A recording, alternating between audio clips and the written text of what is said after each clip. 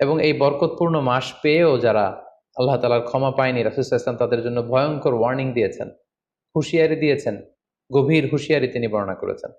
মসজিদে নববীতে আল্লাহ রাসূল সাল্লাল্লাহু আলাইহি ওয়াসাল্লাম একবার মিম্বারের প্রথম ধাপে পা রেখে বললেন আমিন, দ্বিতীয় ধাপে পা রেখে বললেন আমিন, তৃতীয় ধাপেও পা রেখে বললেন আমিন। সাহাবারা জিজ্ঞেস করলেন, ইয়া রাসূলুল্লাহ, তিনবার কেন আমিন বললেন? আমরা তো বুঝতে পারলাম না। আল্লাহ রাসূল সাল্লাল্লাহু আলাইহি ওয়াসাল্লাম তখন বললেন যে এইমাত্র জিবরিল আমার কাছে এসে আমাকে শুনিয়েছে যে যে ব্যক্তি রমাদানুল মুবারক পেয়েও এবাদতের মাধ্যমে আল্লাহর ক্ষমা পেল না, সে দুর্ভাগা, সে হতভাগা। আমি তখন বলেছি আমিন।